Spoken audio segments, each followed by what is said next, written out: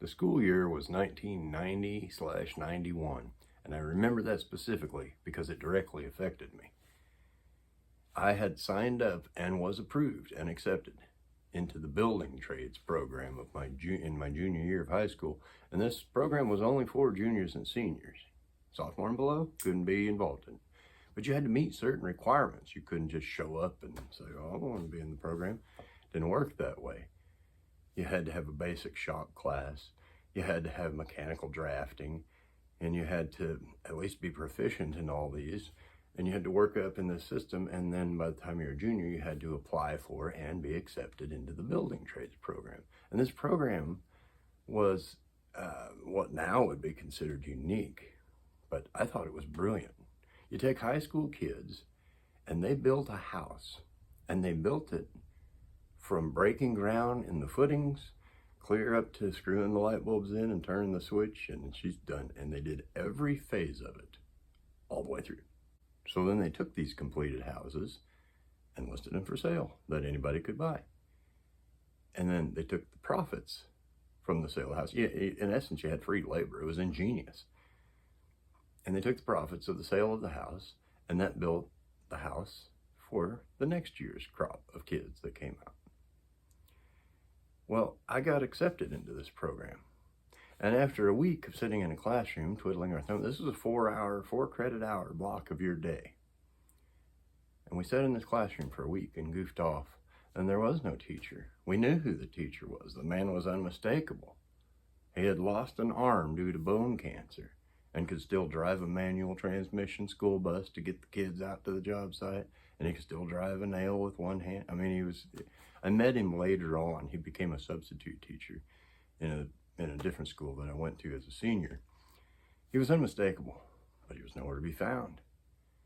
So here we are goofing off in this class, and finally after a week, on that Friday, someone from the office of the school poked their head in the door and said, everybody that's involved in this, y'all sitting in here goofing off, you need to find 4 credit hours to replace it. The building trades program has been canceled. And they shut the door and they left. And that was it. There was no explanation.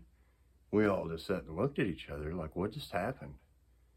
What I found out later was the previous class, the house had been sold, and the money that was allotted to build the next year's house was taken from the building trades program. And at least part of it, my understanding was, at least part of those funds were given to the band for new uniforms. And don't get me wrong, the band's, I guess, important. You come up with your own funding. No, the building trades program was done. And I don't remember if it was that year or the following couple, 2-3 years. All this happened in a very condensed period of time in the 90s. The shop programs in general just disappeared from the public school system. The trouble with that is, now all of a sudden there's this outcry for skilled labor, and you can't find anybody to do anything.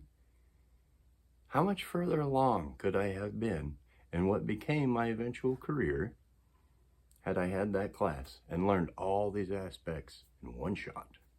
We'll never know.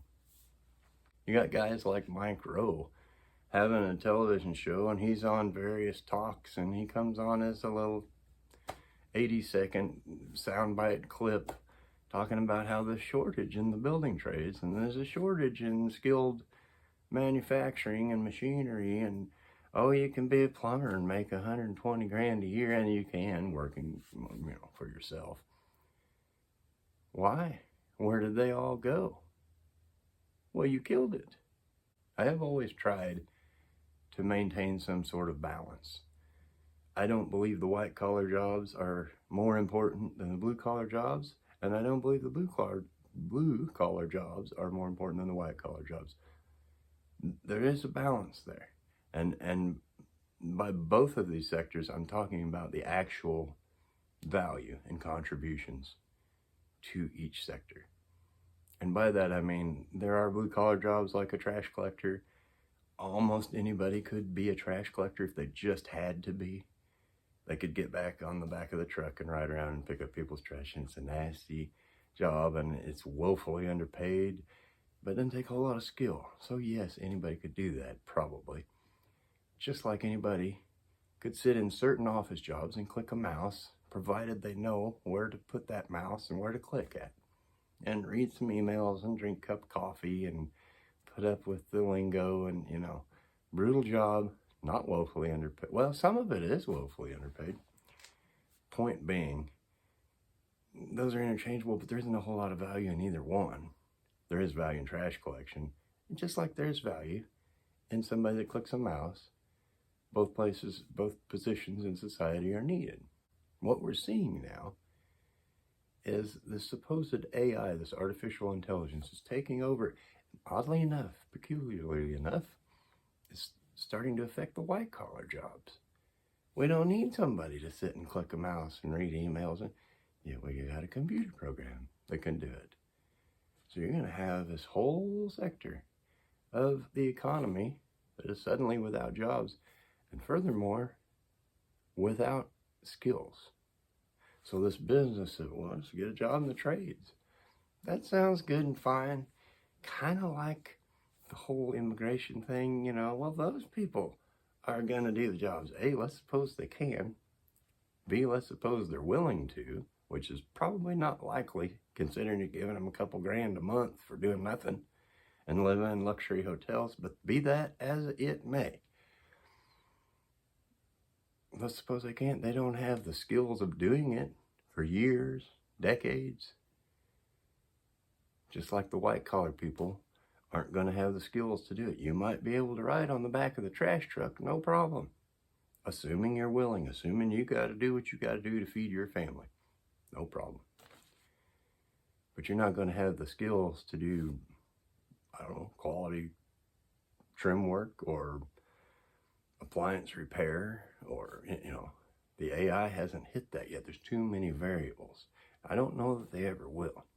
I certainly talk to a lot of people that claim you can't find anybody to do anything. They just don't show up, and they just want money, and they're just a bunch of crooks and all that. And there is a large part of that population that's true for. A lot of charlatans. You just don't see it in the white-collar world. It's the same way there. Look at your politicians. There's a whole slew of them right there. Can't get anybody to show up. Can't get anybody to do the work. And all they don't want is money. Same. My point in this is that it takes time.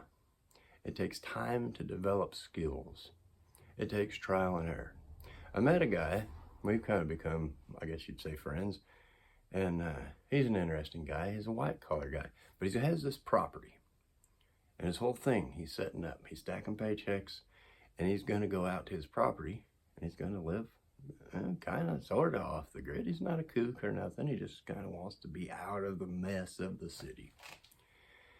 And so we got to talking, and he's, just over the course of the conversation, he's telling me about his plan, and he's all geared up for it, and he can't wait. The difficulty being, he doesn't have the experience. He's been reading, he's been researching, and he tells me, oh, no, but see, I read about this. Okay, yeah, that's fine. It takes skill, and skill is acquired with time and practice. And you don't just get that reading something off the interwebs or going out and showing up and just bam, and out, oh, he got this. And then he's telling me about all these projects he's done, a lot of which have failed. Retaining walls that, I didn't think that through, I was just so gung-ho, and I went, it happens, It's always been this thing where, well, not always, they used to value the blue-collar jobs. That's what built America. And when the economy was booming like nobody had ever seen before in the late 1940s, 1950s, 60s, 70s, even part of the 80s, all of these blue-collar jobs, you could retire off a blue-collar job. They were always kind of frowned upon by the white-collars. Oh, you can get your dirt under your fingernails. If you want to hang out with a bunch of convicts all day, I guess that's okay for you. And this kind of arrogance that permeated through. Then we see the rise of the Karen. This middle income bracket or above. Nothing's ever good enough. She wants to speak to the manager because your life has become so comfortable that not having warm enough food that someone else has prepared for you. Think of the luxury of that. That's become such an overwhelming problem in your life that has become so comfortable. Or you had to wait. I had to wait 7 minutes in the drive-thru. That's how comfortable your life has become, that you're willing to spend more time just to offload on the manager, and how that needs to be fixed, because it's an outrage that your time had to be wasted waiting for someone to prepare your meal, I guess. I mean, it just boggles the mind. The notion that you can't find someone to do quality work just isn't true at all. I know many skilled craftsmen that do outstanding work. They're not coming to work for you. You're not going to set their prices. It doesn't work that way. They have a valuable commodity, and it's here, and it's here, and it's right here. And they take pride in their work, and by God, they're going to be paid for that work. You may not pay them. That's fine. There's plenty of others that will. So when you can't find anyone to do your project, there's plenty of those someones out there. They just ain't gonna work for you. But they did away with those skilled trades classes in high school. You used to be able to have an automotive. They had them. They had automotive classes in schools where high school age kids could bring in vehicles. And there was an instructor competent to show them how to work on these vehicles. Well, the vehicles got more complicated. True. Somebody knows how to work on them. But you didn't want those programs. We don't need them anymore. It's just amazing how everything just builds itself and everything just keeps running, it just does. Somebody didn't think some things through. And the rise of the Karen through the ranks here, not based on meritocracy, but based on seniority and by who she knows and by how long he's been on the Chamber of Commerce board. And now these people have risen into politics, and I say risen, I use that term very loosely because you know why. Somebody's still got to do the work. And how interesting. I don't have a whole lot of things in my life that I look back on. There are some, and they are crucial, don't get me wrong. But there's not a lot of things, well, I wish this or that, or I wish I wouldn't have done this, or I wish I would have done that. A thing that I often think about is what would have happened had they not canceled that building trades program? How much further along could I be? Because you see, like I said before, with the matter of time, it takes time to accumulate skills. I've spent the time. I've got the skills. Now my body's failing me. I'm not going to be able to do this for another 15 years, 25 years, however, 15 hours till I die, whatever it is. I'm just not. My body's not going to hold up.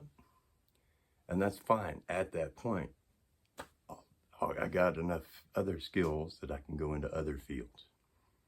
A lot of people don't. And the time that could have been saved had I been instructed in the proper ways. We don't need that. It's antiquated. Think of the shop classrooms with some of the most robust tools ever made in this country, because I had to put up with 8 hours of classes of these kids, teenage boys mostly, being really hard on tools and horse playing and goofing around and doing stuff to them that shouldn't have been done. At a minimum, they just had to run on and off, on and off, on and off through all these kids all this time. That was some of the best equipment ever made, auctioned off for pennies on the dollar. Some of it thrown away in dumpsters or recycled. What are you thinking about? It's antiquated.